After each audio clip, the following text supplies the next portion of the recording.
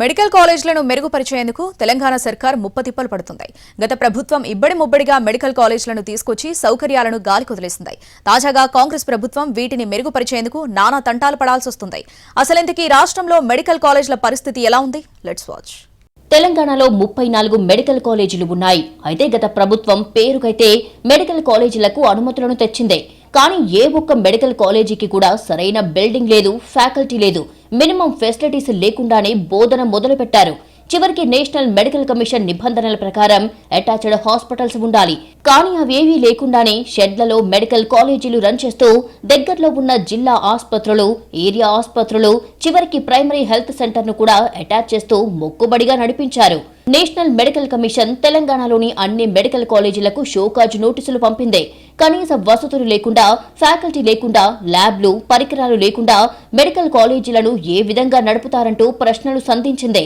దీంతో రాష్ట్ర ఆరోగ్య శాఖ ఉన్నతాధికారులు విచారణకు హాజరై పరిస్థితులను వివరించాల్సిన పరిస్థితి ఏర్పడింది. 34 ప్రభుత్వ వైద్య కళాశాలలు, 29 ప్రైవేట్ వైద్య కళాశాలలు ఉన్నాయి. ఎన్ఎంసీలో అనేకమైన మార్పులు వస్తూ 2020 నుంచి ఆ రూల్స్, రెగ్యులేషన్స్ అన్నీ మార్చుకుంటూ ఇప్పుడు 2023లో ఎంఎస్ఎంఈఆర్ అనేది ఒక రెగ్యులేషన్ చేసింది. Maintenance of standards in medical education and regulations. అవి 2024 నుంచి మనకి ఇంప్లిమెంట్ అవుతున్నాయి. ఇప్పుడు వీటి ప్రకారం 50 సీట్స్కి, 100 సీట్స్కి, 150 సీట్స్కి, 200 సీట్స్కి, 250 సీట్స్కి ఫ్యాకల్టీ ఏముండాలి, ఇన్ఫ్రాస్ట్రక్చర్ ఏముండాలి, ల్యాబ్ ఫెసిలిటీస్ ఏముండాలి, అదర్ యాన్సిలరీ ఏముండాలి అనేవి వాళ్ళు కొన్ని గైడ్ లైన్స్ ఇస్తూ ఉంటారు. నిజానికి 2021 వరకు రాష్ట్రంలో 9 ప్రభుత్వ మెడికల్ కాలేజీలు మాత్రమే ఉన్నాయి. 2022లో ఒకేసారి కొత్తగా 8 మెడికల్ కాలేజీలను బీఆర్ఎస్ హయాంలో తీసుకువచ్చారు. దీంతో కాలేజీల సంఖ్య 17కు చేరింది. అయితే 2021 వరకు ఉన్న పాత 9 కాలేజీల్లోని ఫ్యాకల్టీనే మొత్తం 17 కాలేజీల్లో సర్దుబాటు చేశారు. ఆ తర్వాత ఏడాది అంటే 2023లో మరో కొత్త 9 ప్రభుత్వ మెడికల్ కాలేజీలను ప్రారంభించారు. దీంతో మొత్తం ప్రభుత్వ మెడికల్ కాలేజీల సంఖ్య 26కు చేరింది. ఫలితంగా మెడికల్ కాలేజీల్లో ఫ్యాకల్టీ కొరత తీవ్రంగా పెరిగింది. అంతేకాదు మరో 8 కాలేజీల ఏర్పాటుకు అప్పటి ప్రభుత్వం జీవోలు జారీ చేసింది. ఒక 100 సీట్లతో మెడికల్ కాలేజీ పెట్టాలంటే కనీసం 330 బెడ్ల అటాచ్డ్ హాస్పిటల్ ఉండాలి. మన దగ్గర 50 బెడ్లు, 100 బెడ్లు ఉన్న హాస్పిటళ్లనే మెడికల్ కాలేజీలకు అనుబంధ హాస్పిటళ్లుగా ఎన్ఎంసీకి చూపించారు. కొత్తగా హాస్పిటల్ బిల్డింగ్స్ నిర్మించలేదు. పాత 50, 100 బెడ్లు ఉన్న హాస్పిటళ్లలోనే అదనంగా బెడ్లను వేయడం లేదా 2-3 హాస్పిటళ్లను కలిపి అనుబంధం హాస్పిటళ్లుగా చూపించారు. ఈ అంశంలో ఎన్ఎంసీ అభ్యంతరాలు లేవనెత్తింది. 2 ఏళ్లలో కొత్త హాస్పిటళ్లను అందుబాటులోకి తీసుకొస్తామని అఫిడవిట్లు ఇచ్చారు. కానీ అన్ని కాగితాలకు పరిమితం చేసింది అప్పటి ప్రభుత్వం. సో ఫస్ట్ ఇయర్లో అయితే మాకు కొంచెం ల్యాబ్స్ రావడంలో కొంచెం ఇబ్బంది ఉండే, అది అన్ని కాలేజెస్లో ఉంటుంది. సో తర్వాత బాగానే ఉండే. ఇక సెకండ్ ఇయర్కి వచ్చేసరికి మాకు హాస్టల్స్, పోస్టింగ్స్ వెళ్ళడంలో బస్ ఇబ్బంది ఉంది. కరెంట్ వల్ల most of the times half టైంలో క్లాస్ ఆగిపోతుంది. దాని తర్వాత మిగతాదంతా నార్మల్గా లెక్చరర్ మాట్లాడుతుంటారు. సో కరెంట్ పవర్ కట్ చాలా రెగ్యులర్గా జరుగుతూ ఉంటుంది. జనరేటర్ లేకపోవడం వల్ల క్లాసెస్ వినడానికి క్లాసెస్ డిస్కంటిన్యూ అయిపోతాయి, సగంలో ఆగిపోతుంది. అలా మరోవైపు కాలేజీలకు సొంత బిల్డింగ్లు లేవు. అద్దెకు భవనాలు తీసుకొని పాత ప్రభుత్వ భవనాలను రిపేర్లు చేసి కాలేజీలుగా మార్చారు. కొన్ని చోట్లయితే గోదాములను, చిన్నపాటి షెడ్లలో వైద్య విద్యార్థులకు క్లాసులు నిర్వహించారు.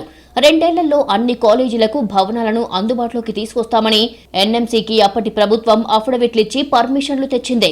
కేవలం కాగితాలకే పరిమితమయ్యే మెడికల్ కాలేజీలను ప్రారంభించి గొప్పలకు పోయారంటూ ఆరోగ్య శాఖ మంత్రి ట్విట్టర్ వేదికగా మండిపడ్డారు. మెడికల్ కాలేజీ నిర్మాణం అనేది పూర్తి స్థాయిలో జరగట్లేదు.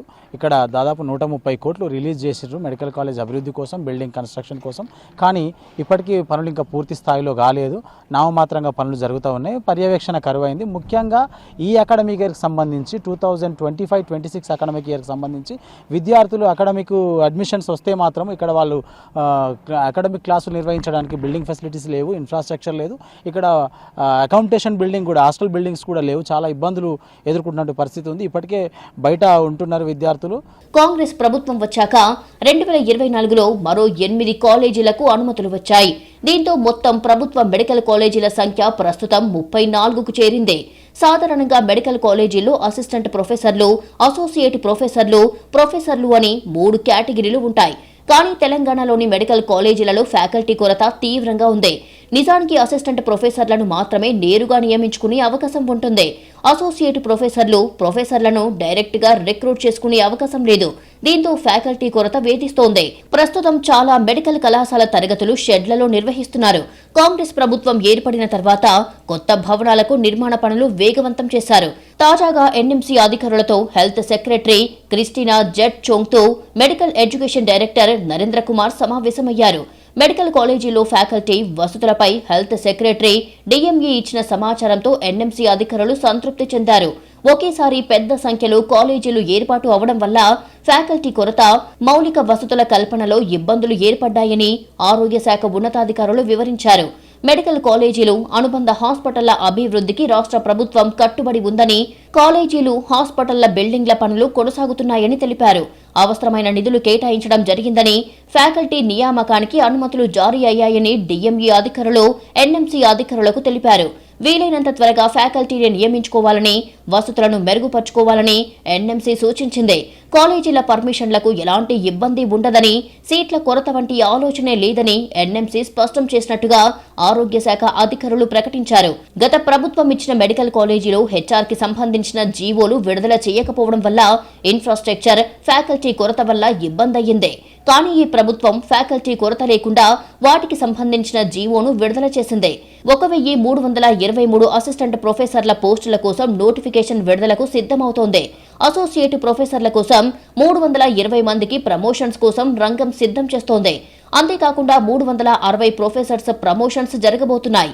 అంతేకాకుండా ఇన్ఫ్రాస్ట్రక్చర్, ఫ్యాకల్టీ, డ్రగ్స్ అన్ని సదుపాయాలు ఉండే విధంగా జాగ్రత్తలు తీసుకుంటున్నట్టుగా సమాచారం. వాటితో పాటు క్రిటికల్ కేర్ యూనిట్స్ కట్టబోతున్నారు అని అధికారులు చెబుతున్నారు. దీంతో పాత జిల్లా ఆసుపత్రులకు కొత్త హంగులు రాబోతున్నాయి.